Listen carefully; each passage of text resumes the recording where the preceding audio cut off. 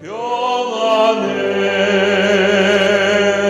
신실하신 하나님 아버지, 예수 그리스도가 우리의 인생의 주인이 되고 난 이후에 우리의 삶이 평안하기를 소망하였고 또 그런 삶들을 살아갈 수 있도록 축복 내려주신 것 감사합니다. 하나님 아버지, 진정한 예배자가 되기를 소망하고 예배에 꿈꾸며 예배에 소망을 품는 자들이 될 수 있도록 인도하셔서 천국을 미리 경험하는 놀라운 삶이 이 땅에 실현되도록 축복하여 주시옵소서. 감사하며 예수님의 이름으로 기도합니다. 아멘. 할렐루야. 갑자기 부흥사가 된 것 같습니다. 자, 그렇게 해보도록 그렇게 하겠습니다. 제가 주어진 시간이 지금 10시 10분이거든요. 10분이니까 하여간 11시까지 하고, 그 다음에 잠깐 쉬었다가, 우리 김천수 목사님께서 나머지 두 번째 타임을 하도록 하겠습니다. 저희 교회가 말씀 중심적인 교회가 되기를 소망하였고, 목회를 시작하면서 정말 말씀 중심적인 목회를 하겠다라고 우리 박 목사님께서 주장하셨고, 40년 동안 말씀 중심의 교회를 일궈 오셨습니다. 그래서 어떻게 보면 교회의 생명이 말씀이었고, 말씀 때문에 저와 여러분들이 이 땅에 사는지도 모르겠습니다. 그래서 큐티하면서 말씀 공부하면서 또 적용하면서 하루를 시작하고 또 하루를 끝내는 저와 여러분이 된 것을 소망하고요. 또 그렇게 사라지는 또 우리 한평생 삶들이 되기를 소망합니다. 되게 딱딱한 거 있죠. 이제 학교에서 이러면 거의 이제 제가 도망가 버렸는데, 최대한 부드럽게 하겠습니다. 늘 하는 그 목사라고 생각하시고요. 어차피 테스트 하는 것도 아니고, 그쵸, 다 하는 건데, 제가 자연스러워야 촬영이 자연스럽거든요. 딱딱하면 촬영이 딱딱해서 안 돼요. 저를 도와주셔야 돼요. 이거 되게 부담스러워요. 양쪽에서 지금. 되게 부담스럽습니다. 제가 의식하지 않으려고 노력할 테니까 그냥 액션 있잖아요. 우리 방송할 때 그 오버하는 액션 막 할렐루야 아멘 막 해주셔야 됩니다. 그렇게 해주셔야 제가 부드럽게 할 수 있습니다. 아시겠죠? 공부라고 생각하면 안 돼요. 공부라고 생각하면 절대 재미없어요. 그냥 좋은 그 이야기를 우리 한 시간 동안 나누고, 그 한 시간 동안이 혹시 여러분의 이제 참여를 통해서 녹화가 될 거니까 또 필요한 우리 또 강성교회 성도들이 또 볼 수 있도록 해야 되는데, 너무 딱딱하면 이상하잖아요. 그렇죠? 최대한 하겠습니다. 자주 저희 교회에서 제가 반복한 이야기입니다. 제가 무엇을 해야 됩니까? 했더니 이제 우리 박준사님이 잘하는 거 편한 거 해주세요. 그래서 잘하는 거 편한 거 해야 되겠다. 결국 그게 제가 편해야 너 이 50분간이 즐거워지니까요. 제가 늘 학교에서 했던 이야기, 그리고 자주 또 교회에서 했던 이야기를 한번 좀 엑기스로 모아가지고 함께 강의를 제가 하도록 그렇게 하겠습니다. 가장 많은 그 신자가 예수님이 내 인생에 들어온 이후에 가장 많이 우리가 참여하고 가장 많이 은혜를 받았던 것이 이제 예배의 현장입니다. 그럼에도 불구하고 가장 목마른 것이 예배의 현장이기도 합니다. 이게 아이러니예요. 정말 예배에 꿈꾸기도 하면서도 예배 현장에 있으면 가장 목마르기도 하는 것. 도대체 왜 그럴까? 왜 내가 예배자로 하나님께서 나를 찾으시고 그 예배자를 내가 부르심을 받고 그 예배 현장에 있음에도 불구하고 공허하고 결국 하나님이 없는 그 예배 현장을 목도하는 경우가 있으면서, 나는 도대체 뭔가, 우리는 드리는 예배가 뭔가를 또 질문하기도 하고 그 질문에 답을 제대로 찾지 못했을 때 공허하기도 합니다.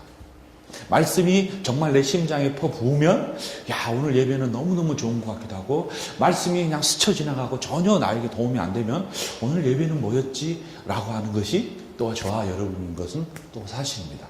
그러면서 목사님에 의해서 모든 우리 예배가 좌지우지 되는 경향도 있고요. 열심히 하려고 했으나 그 말씀이 또 빗나가면 오늘 예배에 공허함을 또 느끼기도 합니다. 또 분주하고 있는 저와 여러분의 입장은 더 그렇습니다. 예배 시간에 몰입하기가 어렵고 주변 일을 도와주고 주변 사람을 만나고 예배를 드리는데 도와주다 보니까 더 목마름이 더 있는지도 모르겠습니다. 그러면서 가장 필요한 것은 어떻게 보면 예배 현장에 목사가 아닌가 봅니다.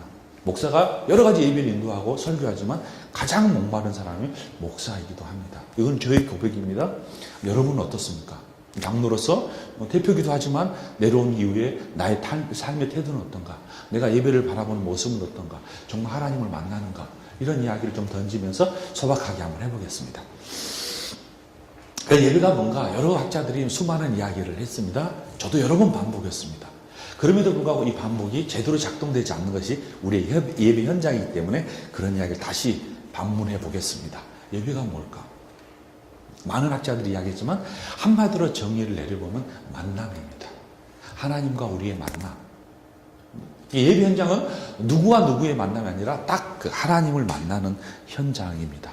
근데 너무너무 감사한 것이 그 현장에 하나님이 나를 부르셨다는 것입니다. 하나님이 찾은 사람이 누구냐면 예배자를 찾아서 그 나를 불러주셨고 그 예배자에 참여한 나를 향하여 그분이 만나주셨습니다. 물론 개인적으로 그렇지만 결국은 예배는 개인적인 행위가 아니라 공동체 행위이기 때문에 이 가운데 각자 정말 11시 예배, 9시 예배, 2시 30분 예배, 새벽 예배, 기타 등등 예수님의 이름으로 모인 공동체에 그곳에서 내가 너희를 만나주겠다고 말씀해 주셨습니다. 그럼 상상을 해봤습니다. 어떤 만남을 하나님께서 해주셨을까? 저는 두 장면이 딱 기억이 납니다. 그 기억은 뭐냐면 에덴 동산과 예수님께서 엠마오 가는 두 제자와 또 예수님께서 베드로, 부활하셔서 베드로를 만났던 장면이 연상이 됩니다. 아, 그런 거였었겠구나.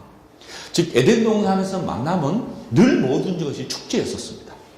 그 삶 자체가 예배였었죠. 왜냐하면 하나님과 늘 만남의 삶들을 살았었기 때문에 그렇습니다. 그 만남의 거리가 간격이 떨어진 것은 결국은 죄로 인하여서 만남이 왜곡되고 하나님을 만날 수 없게 될 뿐만 아니라 하나님을 만나는 자리를 피하게 됐었죠. 그게 아담과 하와의 모습입니다. 죄를 지고 난 다음에 하나님을 피해버렸습니다. 만남을 싫어해버렸습니다. 결국 예배의 삶이 깨져버렸습니다. 그게 에덴 동산의 모습이고요.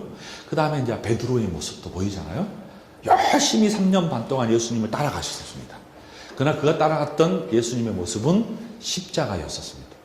심지어 십자가에 돌아가기 전에 3번을 그렇게 충성맹세했던 예수님 앞에서 예수님 앞에 그렇게 충성맹세했었음에도 불구하고 예수님이 십자가에 돌아가신 그 장면을 목도하고 이후에 예수님에 대해서 별로 이렇게 관심을 갖지 않는 자기 3년 반이 허무해져 버렸습니다. 그래서 다 버리고 어디 갑니까? 본연의 삶의 위치로 갔습니다. 열심히 어부로서 살면서 고기잡이의 삶을 사셨습니다. 근데 예수님께서 그런 베드로를 부활하셔서 직접 찾아가셨습니다.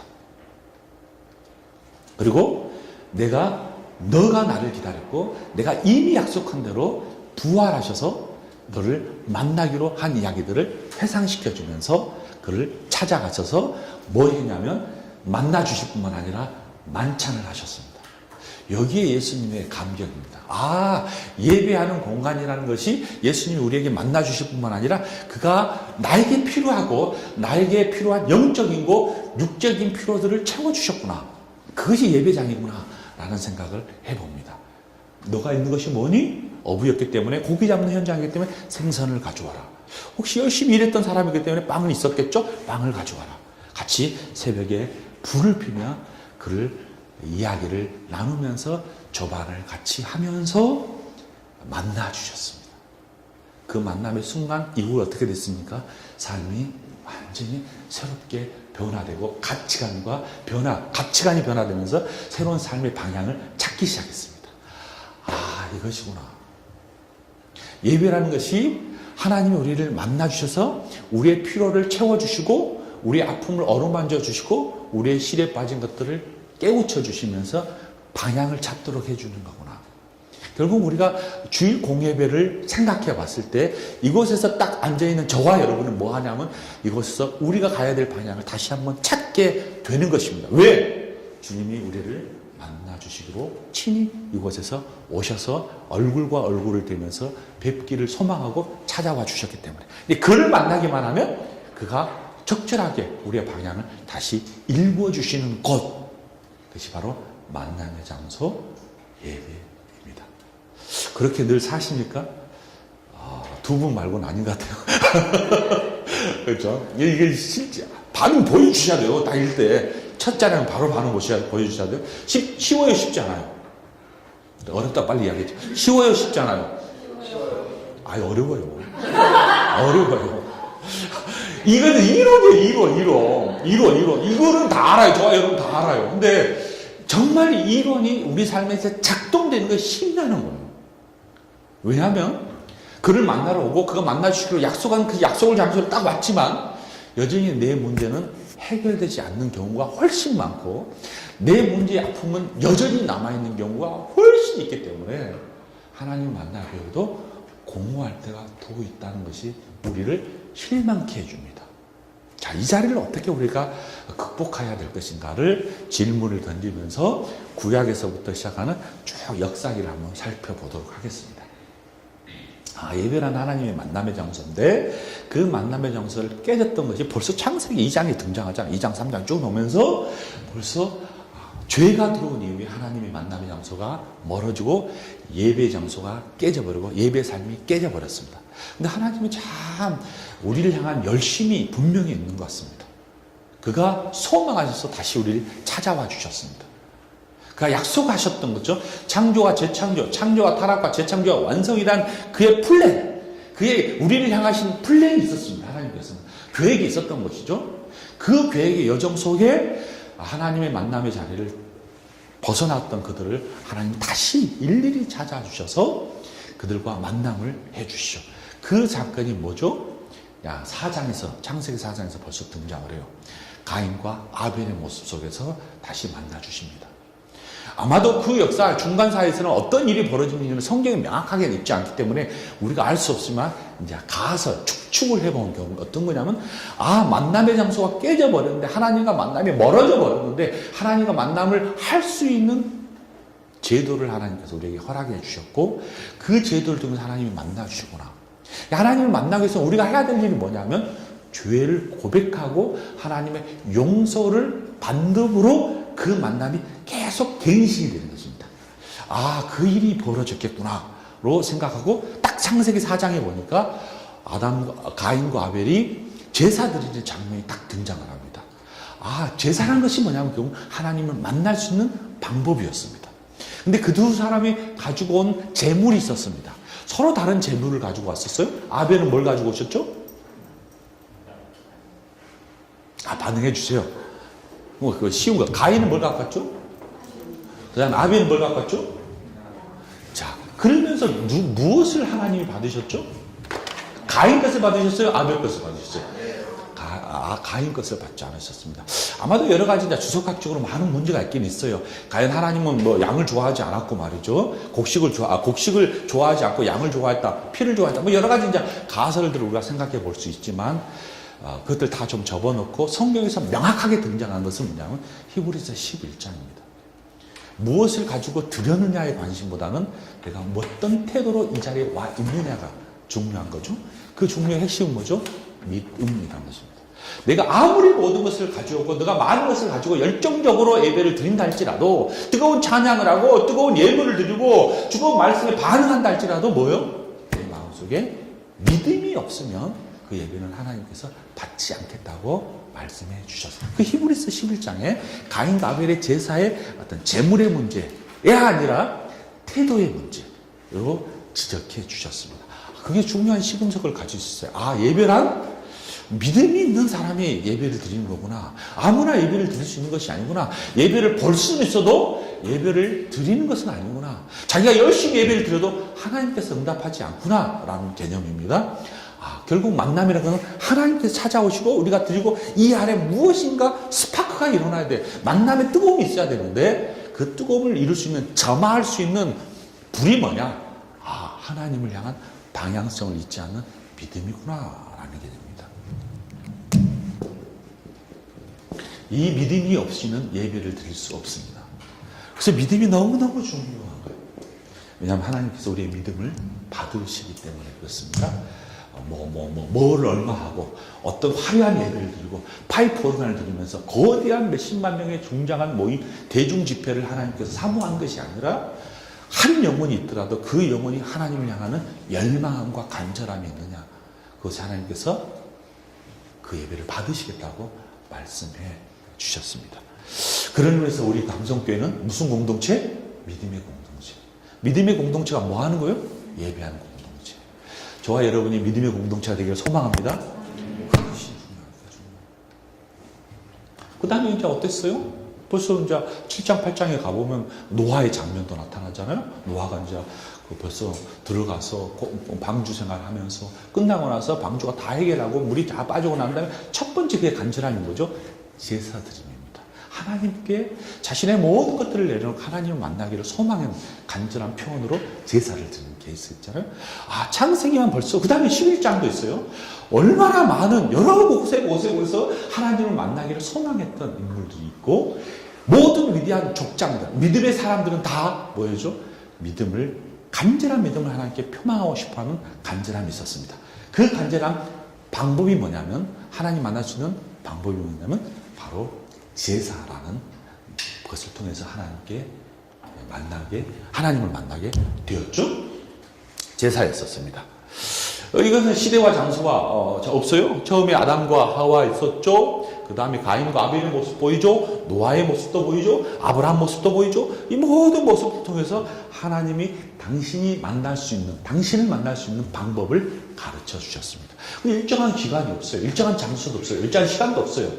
일정한 때도 없어요. 이때 중요한 것은 뭐냐면 약속, 즉 언약이라는 것이었습니다. 하나님이 약속하신 그 약속을 붙잡는 것, 그곳에서 예배자를 하나님께서 만나주시고 찾고 부르시고, 그 가운데 하나님께서 약속하신 은혜들을 끊임없이 부어주셨습니다. 그래서 그 부어주심을 약속 중에 하나가 뭐죠? 너희는 미지의 세계를 가겠지만 아브라함을 부르서 끊임없이 약속해 주신 중요한 테마가 뭡니까? 모든 민족 가운데 믿음의 조상이 될 것이고, 너로 하여금 수많은 믿음의 사람들이 등장할 것이라고 약속을 해 주셨어요. 그 약속을 붙잡고, 그 언약을 붙잡고 이스라엘 백성들이 살아갔습니다. 그 아브라함 이후에 이삭, 야곱, 요셉 쭉 등장하잖아요. 그러면서 하나님을 만나는 중요한 방법들이 대두가 됐습니다. 그러면서 이 사람들이 어디로 몰고 가시죠? 하나님이 창세기 끝자락에 보면 애굽으로 몰고 가십니다. 애굽. 하나님이 아브라함을 통해서 주신 약속이 당장 실현될 줄 알았으나 실현되지는 않았습니다. 몇 년 동안 종살이 하십니까? 400년 동안. 아마 수많은 사람들이 주변에 죽었습니까? 조상들도 죽고 말죠. 할아버지도 죽고 할머니도 죽고 중주 할아버지 많은 사람이 죽었을 것 같아요. 그럼에도 불구하고 하나님께서 소망하신 것이 있었어요. 약속했던 것. 언약을 절대로 하나님이 실망시키지 않고 이루어 주십니다. 근데 언제 이루시냐면 그분의 때, 그분의 타임, 그분의 시간에 부르십니다. 그 시간이 된 거죠? 언제요? 모세를 통해서 하나님께서 타이밍을 잡으신 겁니다. 그 수많은 사람들이 있는데 모세를 딱 주목하면서 너는 되겠다, 너면 되겠다라는 강한 의지가 있었던 것 같아요. 하나님께. 그래, 그를 부르십니다. 부르는데 쉽게 불러요? 절대 부르지 않아요. 하나님 몇 살에 부르십니까? 40에 부르잖아요. 그 40에 모세는 어떤 사람입니까? 다혈질적이고 의협심이 강하고 무엇인가 자신이 하려고 했던 강한 의지가 있었던 사람이었어요. 그 사람에게 하나님께서 불렀지만 아직 다듬어지지가 않는 거예요. 그래서 뭐요? 다듬을 수 있는 시간이 필요했어요. 몇 년? 40년. 몇 년? 크게 해주셔야 돼. 몇 년? 다 녹음됩니다. 녹음됩니다. 40년입니다. 40년 동안 강력하게. 저는 이 40년을 이렇게 합니다. 마치 프로 선수, 야구 선수가 이제 시즌이 다 끝나고 나면 가을부터 시작해요. 적어도 이제 봄까지 훈련을 하잖아요. 훈련을 하는 거예요. 훈련의 시간이죠. 그래서 새로운 시즌을 맞이하기 위해서 마치 이 40년은 그런 시간 같아요. 뭐 하셨겠어요? 힘 빼기를 합니다. 자신이 가지고 있는 모든 힘들을 다 빼는 것이죠. 자기가 가지고 있는 할 수 있다는 것들 다 빼고, 자신이 뭔가 이룰 수 있다는 것을 다 빼고, 뭐예요? 하나님이 자신을 이루신 그 시간을 하나님 40년 동안 광야에서 훈련을 시켜주셨어요. 그리고 힘을 다 빼고 나니까 지명에서 불러서 뭐 했죠? 출애굽 시켰습니다. 출애굽 하면서 마지막 끝자락에 중요한 사건이 하나 있었죠. 그게 뭐죠? 패스오버 시킨 거. 6월절이죠. 6월절이라는 것도 중요해요. 6월절이. 6월절을 이제 기념할 수 있는 어떤 중요한 사건을 해주죠. 그것이 뭐냐면 마지막 장자의 피를 여기서 문설주에 뭘 바릅니까? 피를 바르고 이 피를 바른 사람은 죽음이 통과하게 되면서 이스라엘 백성들의 어떤 후손들이 연결돼 가는 중요한 사건들을 보여줍니다. 그 사건을 통해서 이스라엘 백성들이 남아있는 많은 세대들이 뭐였죠? 그 날을 뭐였죠? 기억하는 것입니다. 기억. 제가 뭐라 했습니까? 예배는 기억합니다. 이스라엘 백성들이 넘어질 때마다 그를 기억하도록. 이게 기억이 잘 안 돼요. 사람 망각하니까 뭐를 또 하면서 기억하라 그러죠? 음식을 먹으면서 기억하라. 그럼 뭘 먹었죠? 쓴나물. 자, 무교병. 듣긴 들었어. 그냥 무교병하고 쓴나물을 먹어. 그러니까 사람이 머릿속에 잊어버리니까 망각을 하니까 망각하지 못하도록 뭐 하는 거예요? 우리가 대보름에 뭐 먹어요? 먹어본 적이 없어요. 뭐 먹어? 그 땅콩 먹으면서 뭐예요? 소위 말하면 이제 올 한 해에 악됨을 좀 무르치고 그런 의식들을 하잖아요. 이거 모든 종교에서 해요. 모든 민족에서. 이스라엘 백성들이 그 일을 했어요. 하면서 뭐 하냐면 기억해내는 거예요. 아, 이 쓴나물과 이 무교병을 먹으면서 맞아. 하나님 우리를 이렇게 개입해 주셨지. 우리를 이렇게 간섭해 주셨지. 라고 기억해요. 그래서 기억은 절기를 통해서 기억하도록. 사람이 잃어버리잖아요. 가장 좋은 훈련이 뭐예요? 아이들에게도 이것을 너희는 기억해야 되는데 단순히 기억하지 말고 이런 훈련을 통해서 너희들이 먹고 마시면서 기억하라는 거야. 그러면 해년마다 축제일이 되니까. 그것이 이제 6월절 축제 아닙니까? 흩어졌던 이스라엘 백성들이 예루살렘에 와가지고 그 날을 기억하고 말이죠. 심지어 바깥에서 텐트를 치면서 하나님이 이 광야 속에 우리를 어떻게 간섭해 있는가를 삶에서 체득하도록 하는 교육적 방법을 통해서 그들을 훈련하게 해 주셨습니다. 한마디로 뭐 하도록? 기억하도록. 그렇잖아요. 우리가 저와 여러분이 기억한 일이 신앙생활하면서 뭐가 있습니까? 권사님 신앙생활하면서 어떤 기억할 만한 것이 뭐가 있어요? 없어요? 중요 기억, 내 인생에서 신앙생활에서 난 머릿속에 다 기억하는 거 생각해 보세요. 뭐지? 내가 넘어질 때 내가 무엇을 생각했지? 물론 이럴 수 있죠. 내가 기도한 것 하나님이 나를 확 붙잡아 주신 그 순간, 눈물 콧물 뒤엎어준 순간 있을 수 있겠죠. 개인적으로 또 모르겠어요. 기억할 수 있도록 우리 공동체에서는 성찬을 하는 거죠. 하면서 기억하도록. 그냥 뭐였어요? 개인적으로는 세례날을 기억해 보세요. 권사님 세례날 기억합니까? 누구한테 세례 받았습니까? 목사님은 기억하십니까? 그 전날 인터뷰했죠? 토요일 나와서 막 인터뷰했잖아요. 기억하시죠? 잊어버리면 다시 또 받아야 돼요, 세례. 제 세례가 안 돼. 기억하셔야 돼요. 우리가 기억하는 교육. 기억할 수 있도록 세례를 하는 거예요. 세례를 통해서 내가 기억해내는 거예요. 성찬을 통해서 기억하는 거예요. 하나님 나에게 어떻게 간섭해 주셨다. 그것이 절기를 기억하면서 다 기억해내는 거예요.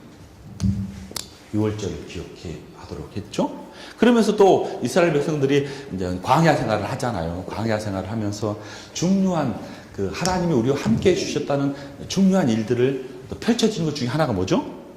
뭐를 만듭니까? 12지파를 쫙 만들고 난 다음 가운데에 성막을 짓습니다. 성막을 지면서 성막을 통해서 뭐 하죠? 하나님이 우리와 함께 하셨습니다. 라고 하는 기억들을 계속해내죠. 성막이 움직이면 같이 움직이고 성막에 수dom하면 같이 쉬면서 광야에 40년 동안 훈련을 또 받습니다. 무슨 훈련? 하나님이 우리와 함께 하십니다. 하나님이 우리와 함께 하십니다. 그가 우리의 중심에 계십니다. 그래서 진영도 아예 그렇게 짰잖아요. 딱 12지파를 진영을 짜놓고 그 중심에 딱 스톱! 그러면 장막을 치고 갑시다! 다 텐트를 걷고 또 가고 적절한 시간에. 그래서 뭘 경험해요? 밤과 낮을 경험하죠. 밤에는 뭘 경험하죠? 구름기둥. 불기둥. 낮에는 뭐? 구름기둥. 그렇죠. 먹을 것이 없을 때는 뭘 기억하죠? 만나와 매출을. 그러니까 시시때 또 하나님께서 우리에게 간섭해 주신 것을 기억해내죠. 그 기억의 현장의 마지막 중심부에 뭐가 있냐면 바로 성막이 있었습니다. 그러면 제사하고 기억도 해내죠.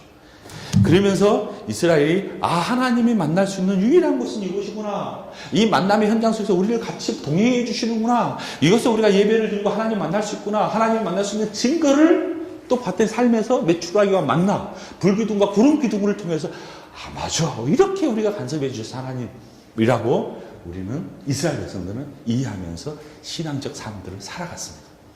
그래서 이제 완성했어요? 뭐 어떻게 완성했어요? 처음에 아브라함의 약속이 어디서 실현되죠? 그들이 소망했던 가나안 땅으로 들어갑니다. 가나안 땅으로 들어갔어. 정말 꿈꿨다. 여기야말로 천상의 나라가 아니라 천상의 나라가 이 땅에 실현하는 하나님의 왕국이 될 것을 꿈꿨다고요. 그렇잖아요. 이곳이야말로 하나님의 왕국입니다. 이곳이야말로 하나님이 꿈꾸는 곳입니다. 누가 소망했어요? 물론 사울을 통해서 영토를 정리하고 그 다음에 영토를 딱 정리했던 사람이 누구죠? 다윗. 어려운 이야기 아니에요. 다윗을 통해서 이 이스라엘 왕국을 형성해내고 다윗에게 하나님 또 소망을 주셨어요. 무슨 소망을 줬죠? 성전을 짓도록 소망을 주셨어요. 그리고 꿈꿨어요. 간구했어요. 열망했어요. 그래서 다 재산을 다 준비해서 뭘 주죠? 성전을 줬습니다. 그 예배 장소예요, 지금. 예배 장소. 하나님 이제 이동하지 마십시오. 하나님 여기 계십시오. 여기서 하나님 이제 천년 왕국을 세우십시다. 라고 하는 신앙적 고백을 하고. 그분이 당신이 약속했잖아요. 이스라엘 백성이 그렇게 믿었던 거예요. 했어요. 근데 하나님이 다윗을 통해서 완성시켜 주셨어요? 안 시켜 주셨어요. 뭐라고 말합니까? 스톱 하시잖아요. 나 성전 짓겠습니다. 다 준비됐어요. 당신 나에게 설계도까지 주셨잖아요. 나 다 받았어요. 이제 결제만 하면 돼요. 딱 스톱하셨어요. 스톱하면서 뭐라고 하시죠? 조건이 돼요. 너는 할 수 없는 조건이 뭐죠? 피를 많이 흘렸다 그러잖아요. 제가 지난번에 설교도 했잖아요. 억울하잖아요. 왜냐하면 왕인데 싸워야 되는데 피를 흘릴 수밖에 없잖아요. 따지셨어요. 하나님, 나 왕인데, 내가 전쟁터에 늘 앞에 간 사람인데, 이 영토를 지키기 위해 내가 싸울 수밖에 없고 죽일 수밖에 없지 않습니까? 근데 그걸 때문에 내가 정말 소망하는 그 일들을 못하지 않습니까? 하나님 너무합니다. 라고 항의할 수도 있을 것 같아요. 추측해 봅니다. 이렇게 아름다운 성전을 지고 싶은데 다 줬어요. 헌금 다 모아고 다 해놨어요. 근데 짓지 말라고요? 이것 때문에 말도 안 됩니다. 하나님. 라고 불평불만이 있음에도 불구하고 다윗은 하나님의 말씀에 스톱하는 장면이 나오잖아요. 이제 사무엘 역대 상에서 나오고 역대와 상에서도 정확하게 그 장면이 등장하잖아요. 그러면서 누구에게? 솔로몬에게 합니다. 솔로몬은 뭐 했죠? 결국은 성전을 짓습니다.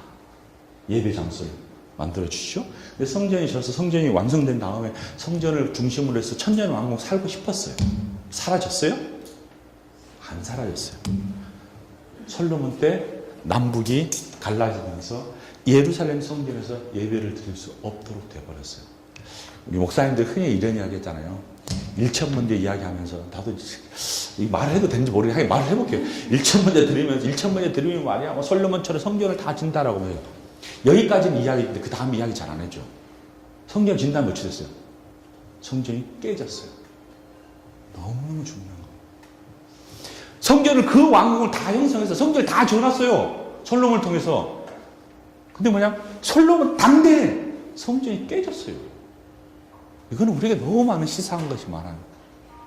왜냐하면 솔로몬도 그랬고 이스라엘 백성들도 하나님을 가둬놓으려고 했어요. 하나님을 딱 가둬놓으려고. 당신이 여기만 계십시오. 여기만이 주인입니다. 하나님은 우리가 가둔다고 가두실 분이 아니에요. 흩어버렸어요. 이스라엘 백성들을 흩었어요. 심지어 흩기 위해서 뭐예요? 종로로 타도록 만들어버려요. 아스로 포로를 시키고 바벨론 포로를 시키면서 야 나는 너희들에게 간섭하고 갇힌 분이 아니다. 나는 우주를 창조하신 분인데 너희들이 나를 가도 생각을 바꾸도록 만들어졌습니다. 근데 이스라엘 백성들은 어떻습니까? 끊임없이 홈커밍을 하려고 했어요. 어디로? 소망이 여전히 그리 있었어요. 나는 곧 돌아간다. 그곳에 우리 하나님이 계시고 말이에요. 나는 예루살렘 성전에서 제사를 드릴 것이다. 만난다. 라고 했어요. 그 중에 대표적인 인물이 다니엘. 포로 생활하면서도 어디를 보고 기도했어요? 예루살렘. 왜 그랬어요? 그곳에 하나님 계신 줄 알았거든요. 여기 계신 하나님을 몰랐어요. 저기 계신 분만 봐도. 하나님은 여기 계신 분고 저기 어디를 다 계시잖아요. 근데 그 마음속에 저기 계신 분. 저곳에 계신 분으로만 생각해 버리셨으니까 하나님을 가둘 수밖에 없었죠. 그 생각을 버리도록 만들어 주셨죠. 그 훈련하는 거예요. 하루 이틀이 안 되면 하루 오랫동안 거의 뭐 일주일이면 돌아갈 줄 알았어요. 뭐 10년이면 돌아갈 줄 알았어요. 20년이면 몇 년 걸려요? 70년이 걸리더라고요. 그래서 성전이 여러 군데 이제 파괴되는. 그러면서 뭘 만들어 주죠, 하나님이? 회당을 만들어 주셨어요. 흩어진 공동체가 이제는 이 흐름 속에서 성전도 아니고 회당에서 예배를 드릴 수밖에 없도록 만들었어요. 왜냐하면 예루살렘이 갈 수 없는 사람들 있잖아요. 그럼 그럼에도 불구하고 그들의 신앙의 삶들을 살아가야 되잖아요. 신앙적 삶들을 살아가기 위해서 장소가 필요했었어요. 그래서 남자들 10명만 모이면 이스라엘 백성들이 꼭 하는 게 있어서 회당을 만드는 거예요. 회당을 만들었으면 신앙을 전수하고 절기를 기억하고 메시아를 기다리고 소망하는 그런 이야기들과 그런 말씀들과 찬송들과 기도들을 통해서 그들이 메시아 사상을 끝까지 견주했습니다. 곧 오시리라. 그가 곧 우리를 구원해 주시리라. 근데 막상 예수님이 오셨어요. 그렇죠? 막상 예수님이 오셨어요. 그리고 예수님도 실제 성전도 찾아가셨어요. 예수님이 회당도 찾아가셨어요. 근데 그들이 가지고 있던 이스라엘 백성들이 가지고 있는 서기관과 바리새인, 소위 종교주의자들이 가지고 있었던 메시아가 대해서 과감하게 깨버립니다. 끊임없이 자기 민족 중심의 사고를 가지고 있었어요. 아니라는 거예요. 민족 중심이 아니라 너희들 중심이 아니라 하나님은 이 우주를 창조하신 분인데 흩어지는 수많은 사람들을 찾기를 소망하시는데 딱 가둬놓으려고 하는 이스라엘 백성들을 향하여 끊임없이 돌을 던지고 분쟁하고 싸우죠. 이해를 못해요. 그러나 이스라엘 백성들이 가지고 있었던 이 해당 예배의 모체를 이제 예수님도 관찰하시고 참여하셨고 같이 또 논쟁도 벌어주셨어요. 그러면서 예수님께서 그들을 통하여 죽음을 당하시죠. 부활하셨어요. 그리고 약속한 대로 성령을 보내주셨어요. 성령이 보내주신 첫 번째 장면이 어디죠? 마가의 다락방. 그러면서 그 마가의 다락방이 소위 말하는 유대 공동체가 아니라 이제 기독교 공동체로, 예수 공동체로 새롭게 문을 열기 시작했습니다. 그러면서 보이지 않는 기다림의 메시아가 아니라 부활하신 주님과 다시 오실 소망의 공동체에 모인, 이제는 갇혀져 있는 하나님이 아니라 세상을 향하여 열려주신 하나님, 그 중심에 하나님의 이야기신 예수 그리스도를 심어주셨습니다. 그러니까 우리는 예수 그리스도를 통해서 하나님을 만나야 됩니다. 예수 그리스도를 통하지 않고서 하나님 만날 수 있는 방법이 없었어요. 옛날에는 제사를 통해서 하나님을 만났는데 이 모든 제사법을 예수님께서 단번에 십자가에 죽으심으로 그 제사법이 아니라 이미 자신이 단번에 지불하심으로써 당신을 통하여 하나님을 배울 수 있는 원리를 가르쳐 주셨고 그렇게 할 수 있도록 예배를 다시 한번 제정해 주셨는데 그것이 바로 기독교 공동체의 예배입니다. 이 예배에 저와 여러분이 참여하는 것입니다. 자, 기독교 공동체 예배. 기독교 공동체 예배는 유대인들의 예배와 그럼으로써 근본적으로 차이가 있는 것 같습니다. 기독교 예배는 유대인들의 예배와는 차이가 있어요. 유대교의 예배는 이 해당 예배에서 거의 정착이 됐고, 기독교 공동체는 이 해당 예배의 중심이 한 축을 이루어요. 그래서 토라를 읽고, 토라를 가르치고, 기도하고 참여하는 모습이 그대로 와요.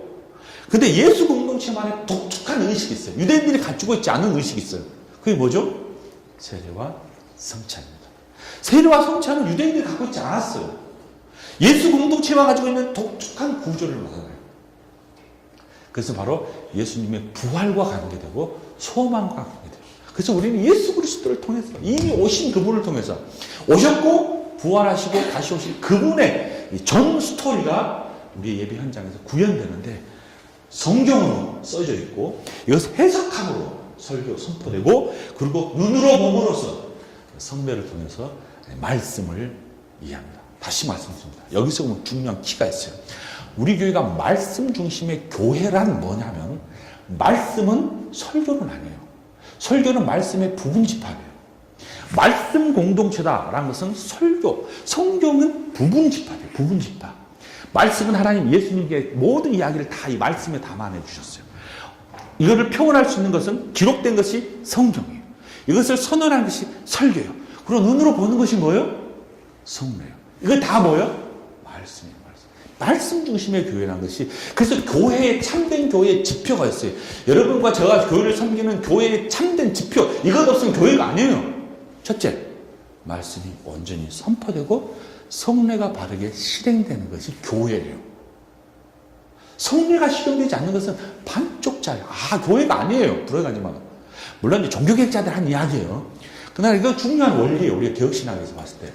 말씀이 바로 선포되고 말씀이 바로 실행되고, 그렇죠? 성례. 그 다음에 7일입니다. 또 다른 논쟁이니까 빼도록 하겠습니다. 저는 목사의 직무가 있어요. 여러분이 저를 이제 목사로 세워주셨는데, 내가 할 일이 뭐예요? 설교를 바르게 실행하고, 성찬을 바르게 실행하는 것이 내 임무 중에 커다란 임무예요. 커다란 임무. 그 다음에 이제 그 다른 부속적인 일은 여러 가지 감당하도록 해서 뭐 집사도 세워주시고, 권사도 세워주고, 장로들도 세워주시면서 분당 일들을 좀 나눠서 하도록 성경에 기록되어 있잖아요. 목사가 할 일, 참된 교회 표지. 결국 우리 교회는 뭐냐, 말씀 중심이라고 했을 때 이 두 죽을 갖고 있는 거예요. 그래서 늘 다른 교회에 비해서 훨씬 더 많이 성례를 하고, 매주 세례를 하고 성찬한다는 것은요, 이게 중요한 이 두 축을 그래도 지향하려고 하는 몸부림이에요. 매주 했으면 좋겠어요. 그런 게 너무 힘들어요. 그래서 이 방향성을 잃지 않고 계속 가는 거죠. 조금 횟수만 늘려서 되는 건 아니라고 저는 개인적으로 봐요. 의미가 전달되고 내가 그 의미를 맛보아야 돼요. 그래서 성찬을 뭐라고 한 줄 아세요? 제임스 화이트는 천국 잔치를 미리 맛봄이래요. 이게 성찬을 하면서 천국의 잔치를 미리 경험하고, 천국의 내세의 잔치를 지금 이 예배 현장에서 경험하는 거예요. 그러면 기뻐요, 슬퍼요? 기쁘죠. 그리고 예배는 뭐예요? 경축의 장소예요. 기쁨의 장소라고, 기쁨의 장소. 성찬을 하면서 예수님의 십자가를 바라보고 그 십자가를 통해서 기쁨, 천국을 경험하게 된 거예요. 그 에덴 동산 아니에요. 결국 우리는 내세의 잔치, 그 잔치를 이 현장에서 경험하는 거예요. 소망컨대 우리 강성교회가 그런 잔치가 됐으면 좋겠어요. 소망하십니까? 네, 소망합니다. 그렇죠? 근데 진짜 이게 경험이 정말 어려워요. 저도 고민이에요. 정말 경험하고 싶어요. 그러려면 나도 넘어지고 여러분도 넘어지잖아요. 그런데 서로 격려하고 서로 부딪히고 서로 하면서 같이 경험을 서로 나눠주는 거. 그래서 장로를 세우고 권사를 세우면서 쓰러진 사람, 넘어진 사람, 좌절된 사람을 일으켜주고 서로 격려하라는 거 아니에요. 그래서 공동체예요. 그 하나된 공동체를 표현한 공동체가 예수 공동체입니다. 여러분, 예수 공동체는요, 혁명의 공동체입니다. 상상해 보십시오. 그 전에 유대인들이 가지고 있었던 그 당시 20세기, 2000년 전에 모든 공동체들은요, 빈, 부, 격차, 수없이 너무 편하게 만연됐던 것입니다. 부자는 가우 잡고 말이죠. 종들은 분명하게 있고 말이죠. 노예들은 거의 인간 이하의 삶들을 살았던 것이 너무 자연스러운 삶이에요.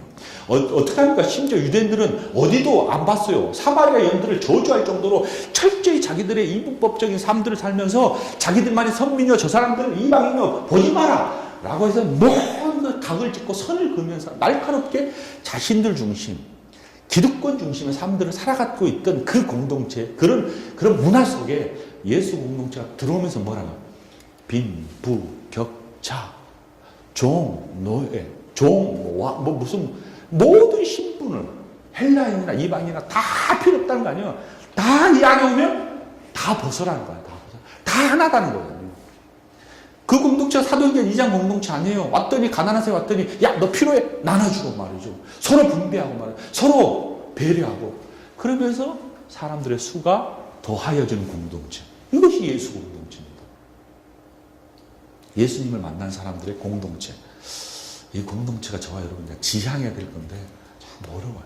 쉽지는 않습니다. 그렇게 방향을 갖고 나가야 돼. 근데 그 공동체가 늘 돼요? 안 돼요. 초도 공동체에서 깨져버렸어요. 그게 고린도 교회 아니에요. 저는 개인적으로 고린도 교회는 정말 하나님으로부터 엄청난 은혜를 받은 교회라고 봅니다. 왜? 뭘 보면 아세요? 죄가 많았거든요. 죄가 많아요.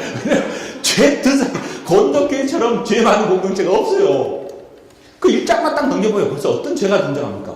분당이 생기고 말이에요. 당파 싸움을 하고. 이게 심장이 의거집니다. 의거져. 자기 파 만들고 막 나는 아볼로, 나는 예수파, 수많은 파를 나누면서 정말 하나된 예수 공동체의 위상이 고린도 교회에서 깨져버렸어요. 그러니까 그냥 막 불같이 고린도 교회를 향하여 다시 한번 경각심을 갖잖아요. 얼마나 사랑이 없었으면 뭘 주고 했었겠어요. 사랑책까지 하면서 야, 사랑하라. 그것도 구구절절 1절부터 13절에 도배를 했잖아요. 사랑이 치웠다. 왜? 사랑이 없어버렸거든요. 은혜를 받았는데 뭐예요? 막 자기 은혜만 자랑한 거예요. 자기 은사만 자랑하고 자기 뭐만 자랑하니까 야 이거 다 그거를 준 이유가 뭐냐 물어보잖아요. 내가 너에게 그걸 준 이유 뭐예요? 덕을 세우란 거 아니야. 근데 왜 그걸 가지고 자랑해서 상대방을 억압하고 말이야. 상대방을 비교하냐는 거예요. 하지 마라. 내가 너에게 주는 것, 그런 많은 수많은 은사를 주는 것은 덕을 세우다. 뭐예요? 하나가 되도록. 질서가 깨져버렸잖아요. 14장에 가면. 막 자기들의 은혜를 받고 난리가 난 거예요. 방언 터지고 난리가 난 거예요. 막 하나님의 은혜에 견딜 수 없어. 야, 쏙! 질서. 그래서 질서를 그런 여러 가지 모습을 보면 초대 공동체에 그런 위상의 지향점도 있었고 그런 역사도 있었지만 그 역사가 지속되진 않았었구나. 끊임없이 교회 공동체는 문제가 있구나. 하나님 만나는 천국 잔치를 경험해야 되는데 그 잔치를 늘 경험하기는 쉽지가 않구나. 그러나 방향성은 이 날을 기념하기 위해서 우리가 애써야 되는구나. 그렇게 해서 말씀을 듣고 말씀을 읽고 여러분 말씀을 듣고 말씀을 읽고 말씀을 보는 거구나. 그래서 다시 회복하는 거구나. 그래서 하나님 것을 다시 경험하는구나. 그것이 질서 가운데 있는 거구나. 라고 서로 이제 경각심을 갖도록 해 주셨잖아요. 이런 모임이에요. 여기까지 할게요. 여기 다음부터는 2부 순서예요. 1부 순서까지 할까요? 자, 결국 이제 예배의 중심, 이런 모든 편차들을 보면서 느끼는 것이 뭐냐면, 신약 공동체에 와서는, 예배라는 그리스도 중심이어야 되구나. 그리스도를 통해서 하나님을 만나는구나. 그리스도가 빠져있는 공동체는 아니에요. 그리스도가 어떻게 되냐면 그분의 모든 생애사에서 펼쳐졌어요. 이 파노라마처럼 쭉. 그러니까 우리 예배 현장에서는 그 파노라마를 우리가 딱 들어가는, 한순간에 다 할 수 없어요. 주마다 그 한 조각조각을 맞추면서 1년이 되면 사이클을 그려내고, 예수님의 생애를 우리가 묵다. 지금 사순절 기간 아니에요? 그때 이 기간 동안 나는 어디를 들어가서 어떤 것들을 우리가 끄집어내야 될 것인가를 삶 속에 이제 경험하는 거죠. 그래서 하나님을 만남이 파편적이지만 어느 순간에 종합되는 그런 우리 예배 현장이 되기를 소망하고, 그리스도 중심이어야 된다. 그 예배라는 것은 혼자 드리는 것이 아니다. 같이 공동으로 드리는 것이다. 예배라는 것이 이해되어야 되는구나. 그렇죠? 방언이 있다고 막 자랑하면 안 돼? 이것이 질서 속에서 이해해야 되는구나. 예배라는 것이 삶이구나. 저는 이제 삶의 문제를 잠깐 이야기해 보겠습니다. 5분간 이야기해 보겠습니다. 삶의 문제는 이스라엘 백성들은 결국은 뭐를 주로 구약에 쭉 보면 제사만 드리면 된다고 하는 기본적인 경향성을 가지고 있었습니다. 그래서 제사장을 세워놓고 말이죠. 그를 통해서 대신 말이죠. 우리의 죄를 회개시켜주고 말이죠. 그가 살아나면 할렐루야 하고 어떤 제도만 지키면 된다고 생각했는데, 선지자들을 통해서 하나님의 사람들을 통해서 끊임없이 자극했다는 것이 뭐냐면 제사가 아니다 삶이라는 것을 이야기합니다. 제도가 아니라 삶입니다. 그 대표적인 케이스가 뭐예요? 사울과 사무엘의 논쟁 아닙니까? 사울은 그냥 자기가 제사를 드렸어요. 제사가 드려서는 안 드릴 사람이에요. 왜냐하면 자기는 왕이지 제사장이 아니에요. 분명히 분고 상권 분리를 해놨어요. 근데 오버한 거예요. 그때 딱 사무엘이 뭐랍니까? 당신은 하나님의 말씀을 순종하는 것이 당신이 드리는 제사보다 낫다고 순종의 삶의 열매를 맺도록 경고해 주신 거잖아요. 그리고 소선지자에 보면 모든 호세아를 비롯해서 모든 선지자들의 외침이 뭡니까? 그 머리를 떠나가버리고 그 의식과 제도만 하고 율법만 지키면 된다는 그 사람들을 향하여 끊임없이 외친 거예요. 여호와께 돌아와라. 여호와를 바라보라. 삶의 문제를 끊임없이 경각시켜 주셨습니다. 로마서 12장의 문제 있잖아요. 영적 예배의 문제, 합리적이고 합당하고 좀 이해되는 그런 좀 합법적인, 좀 정당한 삶의 예배를 드리도록 앞에 교리와 뒷부분을 로마서에서 정확하게 만들면서 이야기해 주셨어. 갈라디아서도 마찬가지야. 언제나 교리를 설명하면서 바울은 교리에서 머물지 않았습니다. 그것이 어떻게 삶 속에서 체득될 것이냐, 어떻게 해서 삶 속에서 하나님을 만날 것이냐, 하나님을 만난 삶이 무엇이냐를 경험하도록, 그리고 그렇게 실현되도록 끊임없이 가르쳐 주셨습니다. 사랑하는 여러분, 결국 예배란 하나님의 나라를 미리 취하는 것입니다. 이 땅에 살면서 하나님의 나라를 미리 경험되기를 소망합니다. 왜냐하면 그 자리가 하나님을 만나는 자리이기 때문에. 근데 하나님 나라는 이미 우리 안에 있다고 말씀해 주셨어요. 너희 가운데 있다고 말씀해 주셨어요. 너희 속에 있다고 말씀해 주셨어요. 우리 안에 있다는 말이죠. 결국은 예배는 하나님 나라를 경험하고 하나님 나라를 실현하는 것입니다. 하나님 나라는 저 미래에 있는 것도 아니잖아요. 하나님은 지금 있고 여전히 미래에도 있을 것입니다. 미래에 있는 시간을 지금 이 시간으로 잡아당겨서 여러분이 하나님 나라를 경험하는 그 잔치가 어떤 잔치였으면 좋겠어요? 삶의 잔치. 더불어서 우리 예배의 현장이 되기를 소망합니다. 그러면요, 올 때요, 즐거우셔야 돼요. 기분이, 발걸음이 룰루랄라 하셔야 돼요. 물론 무거운 죄가 있지만은, 힘든 무거움이 있지만은, 올 때 늘 좋아하진 않아요. 기쁘진 않아요. 그러나, 우리 목사님 말씀하셨지만, 이곳에 딱 이 대문을 들어서는 순간, 다 좀 내려놓고, 하나님을 배우는 자리에 내가 지금 들어가고 있다는 그 경각심 있잖아요. 스스로 다짐. 그래서 가끔씩 그냥 거울을 좀 놓고 싶어요. 정문에다. 들어오면서 거울을 보고 아시아 한번 하고 들어오도록. 아시아 다 버려. 쫙 들어오도록. 뭐 그런 마음 있잖아요. 그런 태도가 좀 필요해요. 제사를 드릴 때 그랬잖아요. 깨끗하게 제사장에 손을 씻고 말이죠. 정결의식을 하고 제사를 드렸다고요. 하나님을 배우는 자리에 주님, 내가 가지고 있는 묵은 때 좀 씻어 주십시오. 스스로 좀 아시아하고 새로운 다짐하고 갔으면 좋겠어요. 근데 우리 현장은 어떤가 자세히 한번 보십시오. 안내하시는, 이제 우리 예배에 안내하신 분들 있잖아요. 우리 권사님 어떻든가요? 사람들 얼굴이. 늘 좋아요? 아니죠. 권사님도 늘 좋아요? 아니죠. 그죠? 그러니까 뭐예요? 누가 중요해요? 안내하는 내가 더 중요하구나. 내가 얼굴을 저희 천국잔치 문지기예요, 문지기. 그렇잖아요. 권사님 문지기가 인상 쓰고 있으면 오다가 도망가잖아요. 저희 말하는 그런 태도. 내가 즐거운 마음으로 좀 사람을 맞고 말이죠. 약간 오버한 거 있잖아요. 그래서 발꿈치 약간 들어야 돼, 사람 만날 때. 약간 오버해서, 좀 환영해지고. 그것도 진실한 내 표현을 전달해주고. 그러면서 올 때, 또, 내가 지금 천국 잔치 오는구나. 이 잔치에 내가 초대받았었구나. 뭐 그런 거 있잖아요. 그죠? 예술의 전당 가더라도요, 이 표 파는 사람들이요, 의지가 안 있어요. 딱 정장 입고 딱 들어갔습니다. 이곳에 홀 들어갈 정도도 이렇게 막 검려하는데, 천국 티켓을 받는 사람들이 오는 자리에 환영해주고, 그런 자리가 됐으면 좋겠습니다. 사랑하는 여러분, 다시 만납니다. 예배는 하나님과 만남의 장소입니다. 수많은 변화가 있으면 그 중심에 예수 그리스도 이야기가 있고, 여러분 예수 그리스도를 드러내셔야 됩니다. 예배라는 예수님을 드러내는 것입니다.